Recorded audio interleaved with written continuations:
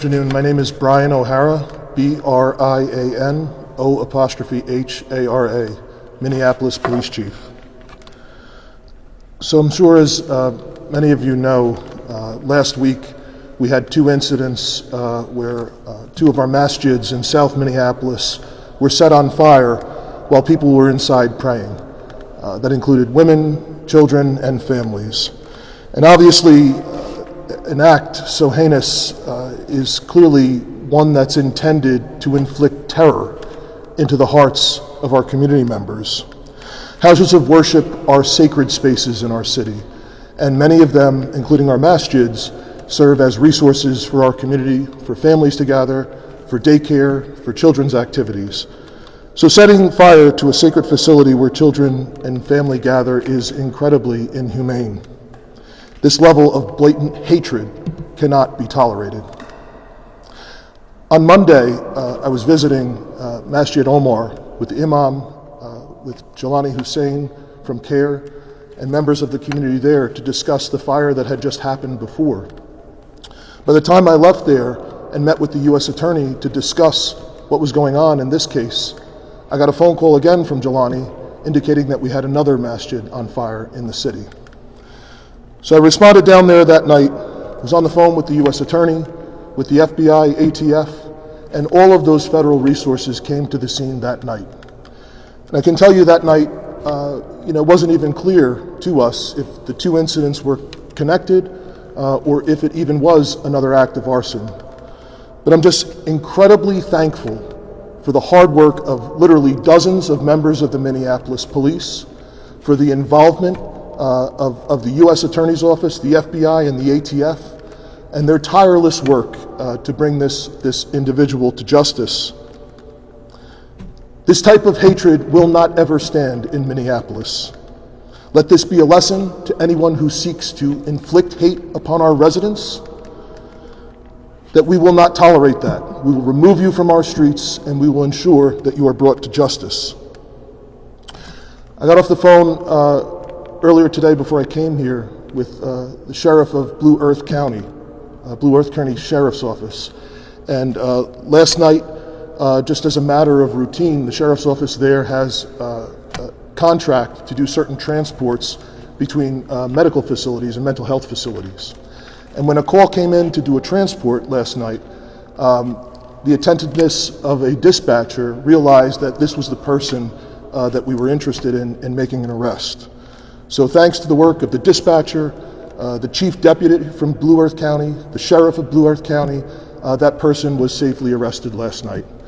It had been a long week with dozens of officers involved in this investigation, dozens of Minneapolis officers, members of the FBI, ATF, St. Paul Police had been helping us, the Hennepin County Attorney's Office. So we are incredibly thankful now that community can have some sense of relief that this person is off the street. And with this arrest, I can confirm that through our investigation, we are not aware of any other known threat to any masjid or any other houses of worship in our city. Mayor? Chief, thank you. My purpose in being here today on a Sunday afternoon is to say thank you. Chief, excellent work. Thank you to you and your Minneapolis police officers. Thank you to our firefighters that responded very quickly. Thank you to the U.S. Attorney's Office. This indeed has been a federal investigation, and we're so proud to partner and work with them. And thank you to all of our local law enforcement and prosecutorial entities that have helped out to make this possible. The message that the chief said has to be heard loud and clear. If you're going to inflict hate or terror on our communities, we are going to hold you accountable. We told the world, we told people, residents of our city earlier, that if this kind of thing happens, you will be held accountable, and that's exactly what's taking place here. So again, thank you to all of our partners in making this a reality here. We want to make sure that if you visit a place of worship that are meant to be places of peace and are meant to be sacred, that you are not afraid to do so at the same time. This is a great step in the direction towards peace and religious freedom.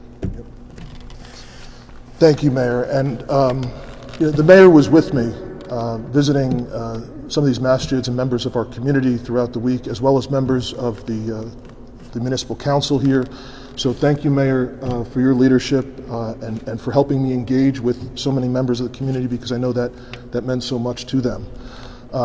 As the Mayor mentioned, as I have mentioned, this is a federal investigation. It's my understanding that the U.S. Attorney has released a statement and a complaint in regard to this matter. And I can tell you, having been on the phone with the U.S. Attorney several times a day for the last week, that there will be more to come, that you can expect to have more information released during the course of this week, and we will know more information potentially of additional charges. Any questions?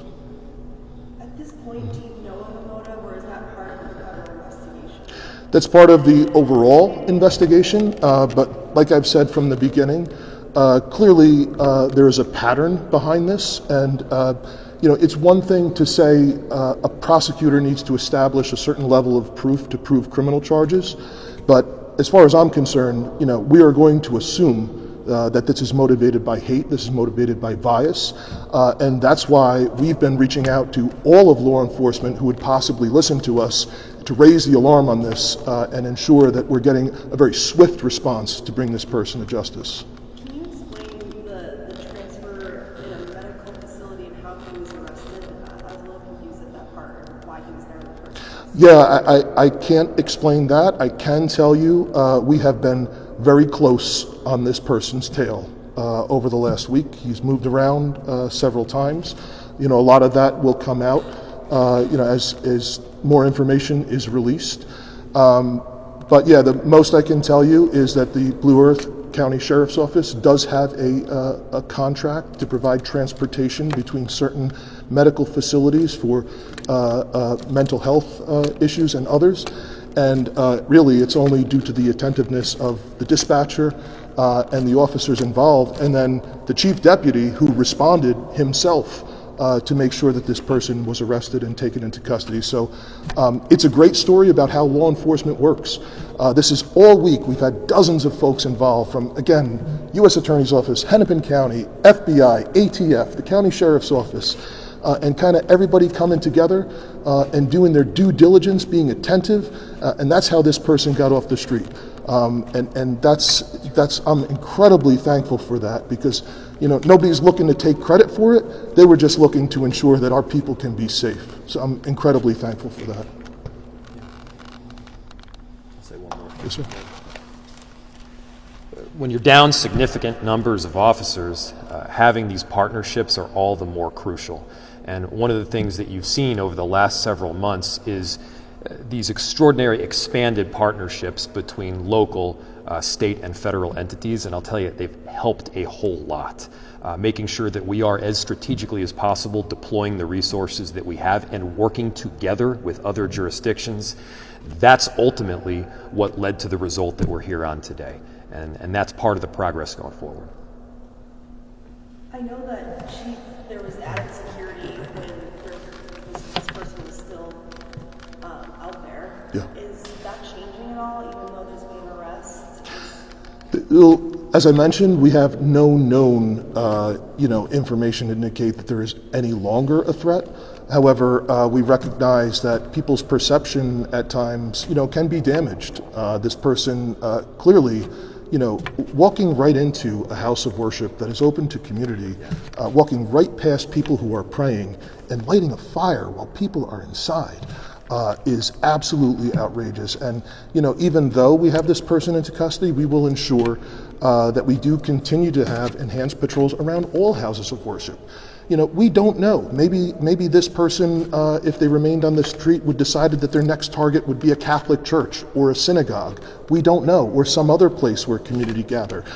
So we want to make sure that we're doing, everything possible to have some enhanced presence so that people can return to some sense of a better sense of safety.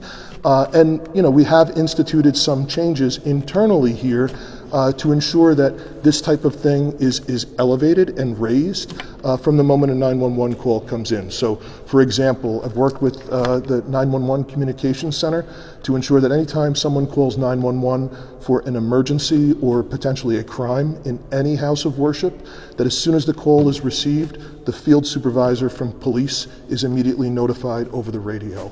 Because we want to ensure that is something that is, very well aware, because oftentimes the field supervisor, the police officers in the field can have information that our dispatchers don't.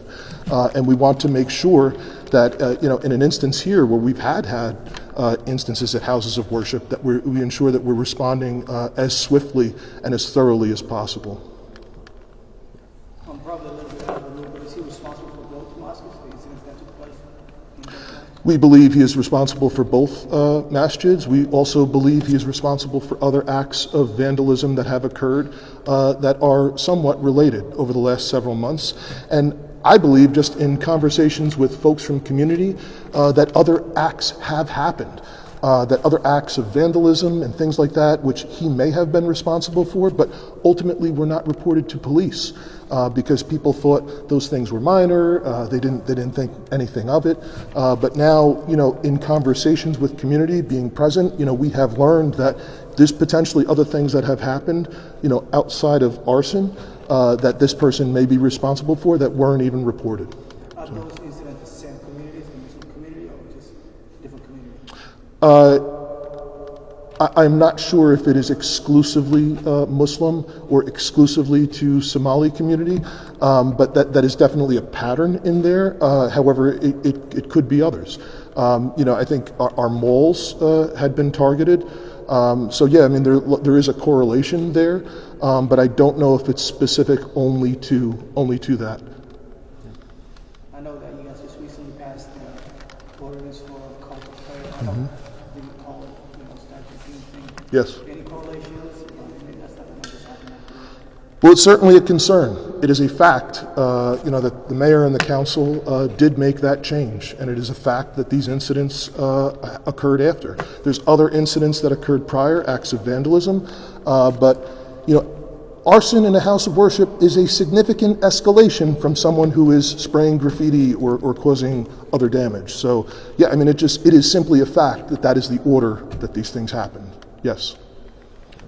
Do you know if this guy, I saw in the complaint that he had threatened Representative Omar? Are you guys aware of that? Yes, we are aware of that, and have been in contact with the representative's office. There had been a report several months ago of some graffiti that we believe is connected to other acts of graffiti in Minneapolis, and we believe the same individual is responsible for it. Yes. Just knowing all of that stuff, the many acts of arson, the graffiti, the threat he's had in this community, just knowing he's behind bars now, just how are you feeling? I am incredibly relieved. We cannot physically be everywhere. We had, as I mentioned, we had our own officers, dozens of our own officers working on this around the clock. We had the U.S. Attorney personally involved in designating an assistant U.S. Attorney to be with us 24/7, the Hennepin County Attorney's Office, the County Sheriff, FBI, ATF, and so on. And it was a lot around the clock. And I was definitely on edge every time my phone went off, because I know we literally cannot be everywhere. And until we have that person in custody, who knows what else could happen. And so while we do everything that we can to work on the investigation, to harden targets, to get out with community and tell folks what they can do to make their own facilities more secure, to enhance visibility and presence, and to be on this person's tail as much as possible, which really just hours and hours of video had been reviewed, tracking this person all around in the city, outside the city. It is incredible work.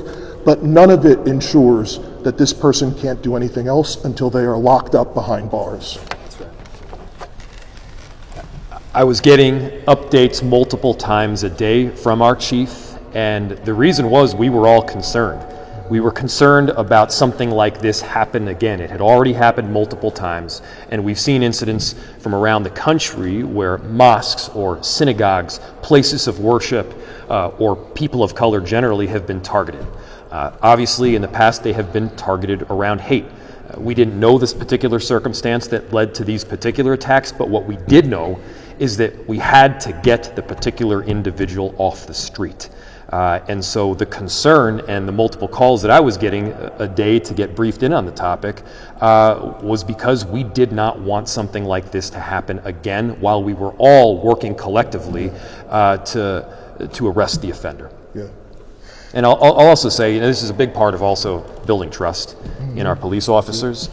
When people call for help, we want to make sure that there is a aggressive response. And by aggressive, I don't mean use of force. What I mean is we've got a whole lot of people that are working to investigate a particular matter and make sure that justice is done. Yeah. And just to add on that, you know, the mayor and I have a different role than all the other law enforcement partners involved. We are here and we are present, you know, on the street with community. So while we are worried about trying to keep our residents, the people who visit our city, safe, I can't thank enough U.S. Attorney Andy Luger and all the federal and all of our partners involved, and even the Blue Earth County Sheriff's Office, because nobody's going to point the finger at them if something else happened in Minneapolis. It's our responsibility, and all of the law enforcement partners involved were incredibly dedicated to ensuring that we were able to swiftly bring this person to justice. So I cannot thank them enough for that. Sorry, Mr. Mayor, you guys prayed at a mosque last Friday, and obviously you noticed there's thousands of people that come from all around Minnesota to pray together. In terms of, you know, security protocols, is there any like, you know, kind of like security present that you have to provide for the players? Yeah, go ahead. So we've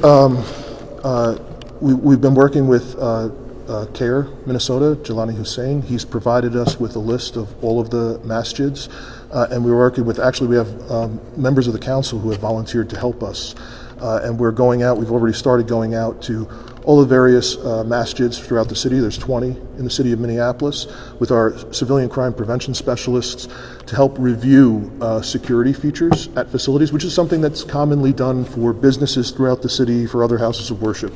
But what is particularly helpful when we have imams that are with us, when we have CARE Minnesota that is with us, is because sometimes through whatever barriers exist or whatever previous experiences people have had with law enforcement, they are resistant to allow us to come in, or maybe for some other reason, like they feel like, no, it's okay, we don't want to do this. So thanks to the imams, thanks to CARE, thanks to our community partners, members of the council, I think we are getting into more spaces, and people are willing to listen to our suggestions to ensure that they have appropriate coverage with surveillance video. The cameras are facing the right way. They're taking other security measures around the building, because those types of things can definitely help keep people safe. And it's only through those partnerships with community and through religious leaders that they're actually allowing us to get into more places than we had been in the past. Thanks, everybody. Thank you.